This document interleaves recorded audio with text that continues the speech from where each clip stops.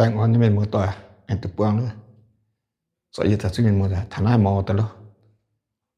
thana di sai pyo ta pi na kunya ne en chuan nu ta dang wa nu ta puang ye na wa dau te sanin kong wa ha na bi sai na kunya chuan nu kan thao aku ni chuan tang kan no thao tang ka kan no kong da wa ni chuan lo Hey there. Hey, how you doing? Oh. I forgot to bring my dish. How are you? I'm doing good, same thing. Yeah. Quang chang chan rồi mà ta xuân luôn.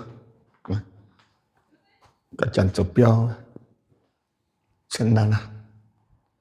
Quang được tăng hả? Thành con tăng hòa hả? Chúng con má bị chơi hòa chàng. Thế này bù bị ta, thế này hiểu bù nó. Nè. Bị xuân luôn. Vậy cái điểm cho chia tinh cái đĩa cái nó canh là gì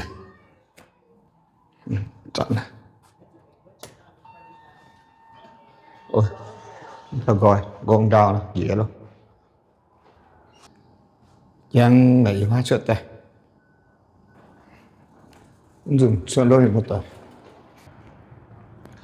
xuất thật nhiều người một tờ lung tìm biểu ngá im cho chia mẹ quá cho nên nó tổ tóng là đúng không tỉnh chia lên bữa nó tóc thì bữa tao chia tỉnh nè nó hoa thế này cho chia nắn đau tiền à chứ cho nên nó một tặng hai miếng rồi nè lút lên nè bọ chứ nó vậy nó bọ nó nè nó mà đâu mà thầm thì cháu nữa ta cắp bên này nó năm tổng xuất nhiều tờ lôi mà tòa à cháu mẹ nhìn tầm đó tới biểu thằng nó đã xuất nhiều tờ lôi mà con mới bẻ lại là xuất nhiều tờ lôi như nè bà chẳng con là in hóa là bùa chẳng có bùa năm chỗ là phó tìm biểu cái nắm vào cạnh chiên nhiều nó cái con nó chủ nhiều một năm có đi mua tòa đi bữa này hiu nhưng mà hiu uống gì như vậy hiu bữa bữa năm chờ uống gì nè thử cái gì nhau khoác khoái nhau uống nào ạ có đi biểu nó là kinh tùy nha nói bà hiu là một tòa một gần thăm mà cả nó tú chạy tôi thăm rồi một tòa mà chạy tôi sao mảng tao bèn cái bìa ni cho dền á thì sữa hoa pung á anh ta nó ha tăng non chỉ là cả cái chỗ bèn cái sữa đám bèn là ta cái tự nhiên những tòng đó bèn cái bìa thì biêu cái rất nhiều thì biêu có bên mới to chiến tiêu ta tụi nó nấm nàng thong gì á đó thì biêu lô tôi biêu nhut nè chuẩn piao luôn một tòa ứng dụng quang liêu mà piao là nhẹ ta quang nên xếp chia quang nên dùng ha cái đủ tăng đó có ít chỉ cho hòa ha này cả nó buồn lòng và các lòng như có nó chuyển lại này nó có ô nó xiềng tre thôi một tòa chân nó chẳng quần nè ngay mình luôn khá giờ thăm một đàn rồi đây là quân cháu rồi nhỉ nó chỉ không cần ai nó thật ra cũng trẻ hay là mình mua hâm cả quầy tiêu này hả nói cần á tiền dần đã nắng hết miệng nè ô hấp quân chó bìa ô mà buồn quê mà buồn chó bìa quê nè phùng phát nênจะขนาดแจ้นะมาก็มาหิวโลกเหมือนต่อยนะแต่ถ้าจุดแจ้แล้วจุดแจ้แล้ว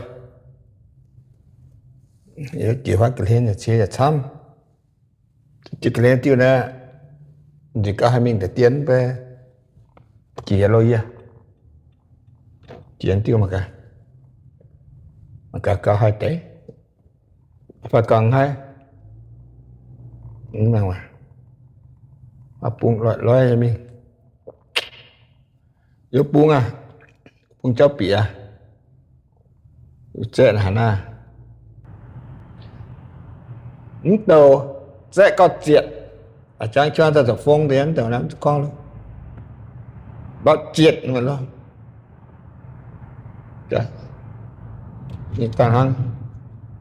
quật xí để ra nhà đó ngồi mẹ lôi này vừa hôm nay nó mình là bằng cái mẹ và miếng chất lươn đó mà cả tiền cái lôi rồi nè dùn bái với mới tòa thì sẽ là buổi tiền cái vật chân thư chia là hả cha buổi chia này căn cho mình nó đồ hả trái về nó hả nó cha trái tập quả hả cha mình cái nó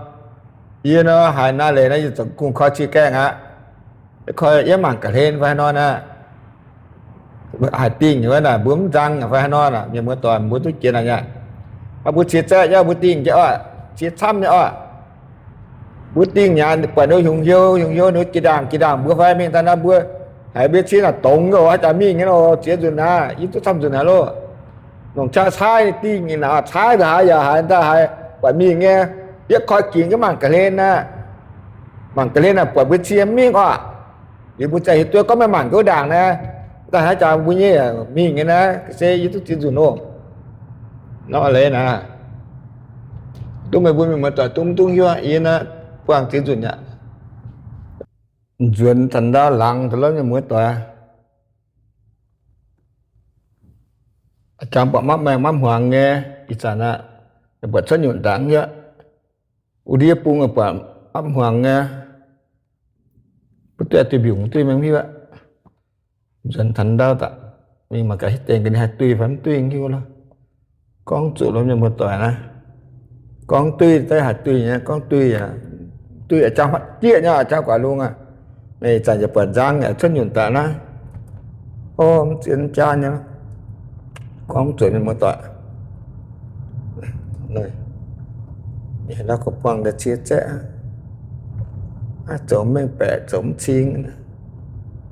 hai vùng châu khổ cha như lấy thế nào ta bữa là chữ ấy thì bữa mà cần được châu ta mà là chữ những một tọa